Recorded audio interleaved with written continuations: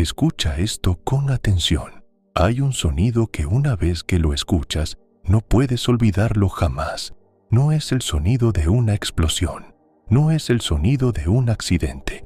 No es ninguno de los sonidos de violencia que aparecen en las películas. Es el sonido de varios rifles disparando al mismo tiempo hacia una sola persona. Ese sonido retumbó en un patio de tierra en Corea del Norte un martes de enero a las 6 de la mañana. Y lo que ocurrió en el segundo exacto después de ese sonido, lo que los ojos de una esposa, 3 hijos y 12 soldados vieron simultáneamente en ese patio, no tiene ninguna explicación en ningún protocolo militar, en ningún manual de física, en ningún registro de nada que la mente humana pueda procesar con sus categorías normales. Los soldados apuntaron, los soldados dispararon, y el pastor Jun Ho-jin siguió de pie, sin una sola herida, con los ojos abiertos, mirando al cielo. Quédate, porque lo que pasó en ese patio, en los siguientes 10 minutos, va a cambiar la manera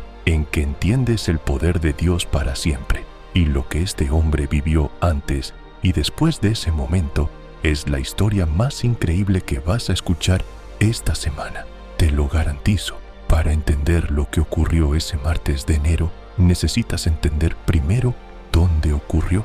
Corea del Norte es el país más cerrado del mundo. No es una frase retórica, es la descripción más precisa que existe de una nación donde el gobierno controla absolutamente todo, lo que se come, lo que se ve, lo que se piensa y sobre todo lo que se cree. En Corea del Norte ser cristiano no es una elección religiosa, es un acto de traición al Estado. El gobierno clasifica a los cristianos en la categoría más peligrosa de enemigos del régimen, por encima de los criminales comunes, por encima de los disidentes políticos, porque un cristiano no solo desobedece al Estado, afirma que hay una autoridad más alta que el líder supremo, y eso, en ese sistema, es imperdonable. Se estima que entre 50.000 y 70.000 cristianos están hoy en campos de trabajo en Corea del Norte, viviendo en condiciones que los sobrevivientes describen con palabras que uno no quiere repetir en voz alta. El pastor Jun Ho-jin llevaba 12 años liderando una iglesia clandestina en Pyongyang cuando lo arrestaron.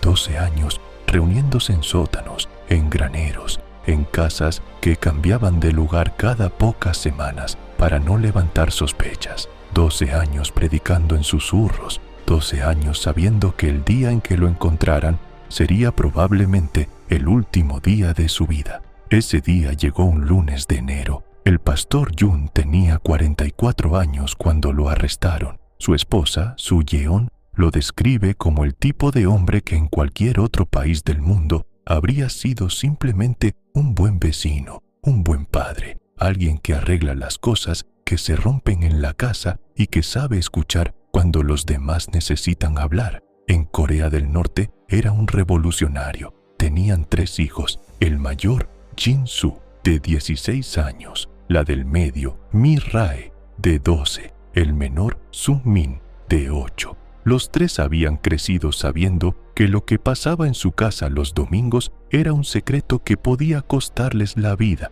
Los 3 habían aprendido desde pequeños que hay cosas que no se dicen en la escuela, que no se comentan con los amigos, que no existen fuera de las paredes de la casa. Los 3 habían crecido creyendo de todas formas. Esa noche de lunes, los agentes de seguridad del Estado llegaron a las 11 de la noche. El pastor Jun estaba leyendo su Biblia cuando escuchó los golpes en la puerta. Su Yeon me contó después, a través de una organización de derechos humanos que facilitó el contacto, que su esposo cerró la Biblia con calma, la guardó debajo de las tablas del piso donde siempre la escondía y fue a abrir la puerta, como si hubiera estado esperando ese momento, como si se hubiera preparado para él durante 12 años. Lo sacaron esposado, sin explicaciones, sin cargos formales todavía. Así funciona ese sistema. Primero te llevan, los cargos vienen después, y siempre son los que el régimen necesita que sean.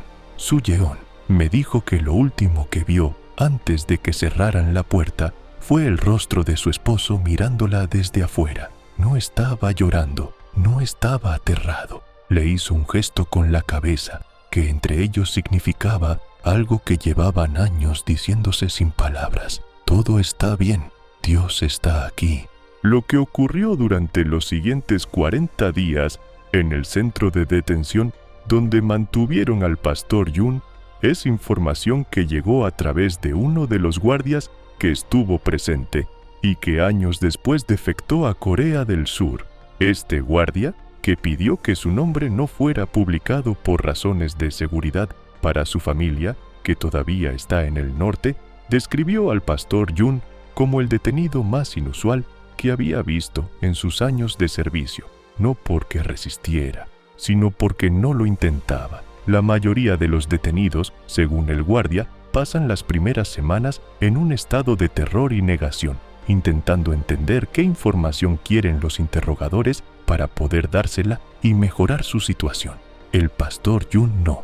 Desde el primer día respondió con completa honestidad cada pregunta. Sí, dirigía una iglesia clandestina. Sí, había bautizado creyentes. Sí, tenía Biblias. Sí, había predicado que Jesucristo era el Señor. Los interrogadores, que estaban acostumbrados a arrancar confesiones con métodos que uno prefiere no describir, quedaron desconcertados por un hombre que confesaba voluntariamente, sin presión, todo lo que necesitaban saber para condenarlo. ¿Por qué nos dices todo esto sin que te forcemos?, le preguntó uno de los interrogadores, según el relato del guardia. El pastor Yun respondió algo que el guardia no olvidó y que años después, cuando ya estaba en Corea del Sur, fue una de las razones por las que empezó a hacer preguntas sobre el Dios del que había escuchado hablar al prisionero. «Porque no tengo nada que ocultar», dijo el pastor, «y porque la verdad que creo vale más que cualquier cosa que puedan hacerme por creerla».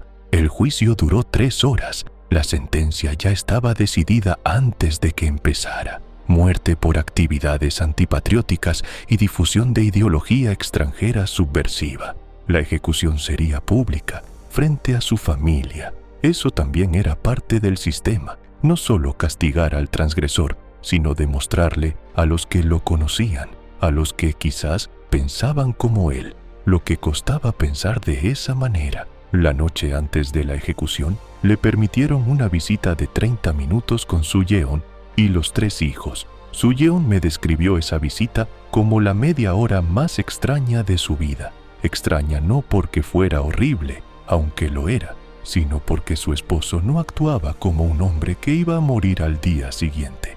Hablaron, oraron juntos. Él le dijo a cada hijo algo específico, algo personal, algo que Su Yeon describió como si hubiera pasado tiempo pensando en qué necesitaría escuchar cada uno de ellos para el resto de su vida. Al menor, Sung Min, de 8 años, que no entendía completamente lo que estaba pasando, pero que entendía que era algo muy grave. Le dijo algo que el niño memorizó y que todavía repite hoy, años después, ya adolescente. Le dijo: Sung Min, mañana vas a ver algo, y cuando lo veas, quiero que recuerdes que Dios es más grande que todo lo que tus ojos pueden ver. Nadie entendió en ese momento a qué se refería. Al día siguiente, lo entendieron todos. El martes amaneció con un frío que Su Yeon describió como el tipo de frío que entra a los huesos y no sale, aunque estés adentro. El tipo de frío que parece apropiado para lo que iba a ocurrir. Los llevaron al patio trasero del centro de detención. A Su Yeon y los 3 hijos los pusieron de pie frente a una pared con 2 guardias a los lados, no para que pudieran despedirse, para que vieran, para que sirvieran de lección viva. Al pastor Yun lo trajeron desde el interior del edificio con las manos atadas a la espalda. Cuando salió al patio y vio a su familia, se detuvo por un momento. Su Yeon me dijo que en ese momento sus ojos se encontraron y que lo que vio en los ojos de su esposo no era lo que esperaba ver. No había terror, no había desesperación, no había la expresión de alguien que está a segundos de morir y lo sabe. Había paz. Una paz que ella describió como fuera de lugar, como si su esposo estuviera en un lugar completamente diferente al patio de tierra y los soldados armados donde todos los demás estaban. Lo pusieron de rodillas frente a la pared. 12 soldados tomaron posición detrás de él. El oficial al mando leyó la sentencia en voz alta. Actividades antipatrióticas. Difusión de ideología subversiva. Sentencia de muerte inmediata. El pastor Yun no dijo nada, pero hizo algo. Comenzó a orar en voz alta, no en voz baja, no en susurros, no con la discreción que había practicado durante 12 años de iglesia clandestina. En voz alta, con una claridad que llenó ese patio frío y llegó a los oídos de cada persona presente, incluyendo los 12 soldados que lo apuntaban. «Padre», dijo, «perdona a estos hombres porque no saben lo que hacen». Su yeón me dijo que cuando escuchó esas palabras, algo se rompió dentro de ella, porque reconoció las palabras. Eran las mismas que Jesús había dicho desde la cruz. Su esposo estaba muriendo, igual que su Señor.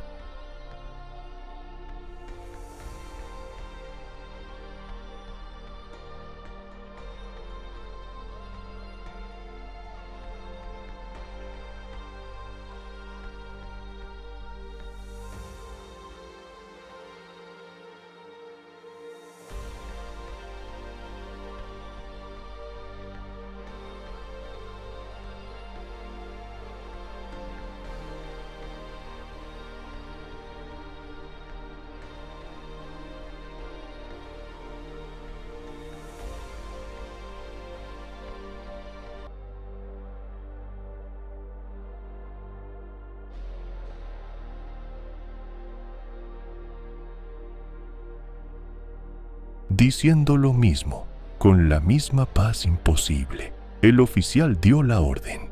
Los 12 rifles apuntaron, y entonces todo pasó en un segundo que Su Yeon describe todavía con la misma precisión con que lo vivió, como si el tiempo en ese momento se hubiera vuelto más lento para que nadie pudiera perderse nada.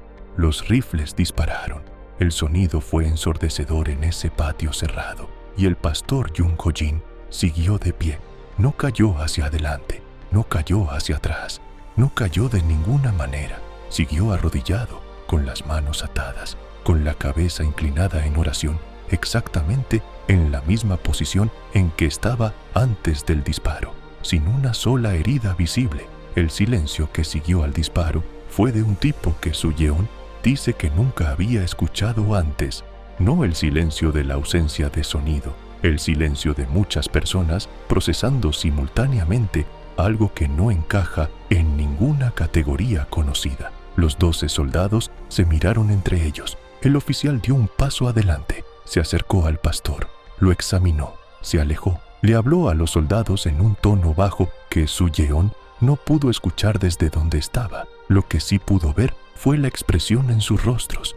No era enojo, no era confusión técnica de alguien tratando de entender por qué fallaron las armas. Era miedo. El mismo guardia que después defectó describió ese momento con una frase que quedó grabada en su memoria. Dijo que en sus años de servicio había visto muchas ejecuciones y que nunca, en ninguna de ellas, había sentido lo que sintió en ese patio ese martes de enero. Dijo que sintió como si hubiera algo presente en ese patio que no había estado ahí un momento antes, algo que no era ninguno de los presentes, algo que ninguno de ellos había invitado, pero que estaba. Hermano, hermana, lo que este hombre experimentó en ese patio es la misma promesa que Dios le hizo a Isaías miles de años antes. Cuando pases por las aguas, yo estaré contigo. Cuando pases por los ríos, no te anegarán. Cuando pases por el fuego, no te quemarás, ni la llama arderá en ti. No dijo si pasas, dijo cuando pases, porque para los que seguimos a Cristo, el sufrimiento no es una posibilidad, es una certeza. El mismo Jesús lo dijo, en el mundo tendréis aflicción, pero lo que también es una certeza, lo que el pastor Yun demostró en ese patio frío de enero, es que nunca lo atravesamos solos. Hay una presencia que llena el espacio donde el miedo no cabe. Hay un Dios que es más real que los rifles apuntando. Hay una autoridad que hace que los soldados bajen las armas sin entender por qué. Y esa presencia, esa autoridad, ese Dios, está disponible para ti hoy, no solo para los pastores en Corea del Norte, para ti, en tu situación. en tu patio, en tu momento más oscuro. La pregunta no es si Él puede, ya sabemos que puede. La pregunta es si tú vas a arrodillarte y confiar antes de que lleguen los soldados. Ora conmigo ahora. Señor Jesús, el mismo que estuvo en ese patio en Corea del Norte, el mismo que fue más real que 12 rifles apuntando, sé real en mi situación hoy, donde siento que me apuntan, donde siento que no hay salida, donde el miedo es más grande que mi fe en este momento. Llena ese espacio con tu presencia. Hazme saber que estás ahí, en tu nombre poderoso. Amén. 4 cosas antes de cerrar. Primero, comparte este video. Hay alguien en tu vida que necesita escuchar hoy que Dios es más grande que cualquier cosa que apunte en su dirección. Segundo, escribe en los comentarios el país desde donde nos ves. Oramos por cada lugar de esta comunidad. Tercero, si Dios ha estado contigo en un momento donde no debías sobrevivir y sobreviviste, cuéntalo abajo. Tu testimonio es el combustible de la fe de alguien más. Cuarto, si hoy sientes que algo te apunta y no tienes salida, escríbelo aquí. Esta comunidad ora sin juzgar, sin condiciones. El mismo Dios que llenó un patio en Corea del Norte con una presencia que 12 soldados no pudieron ignorar, puede llenar tu vida con esa misma presencia hoy. No te rindas antes de verlo. Hasta el próximo testimonio. Que Dios te bendiga siempre.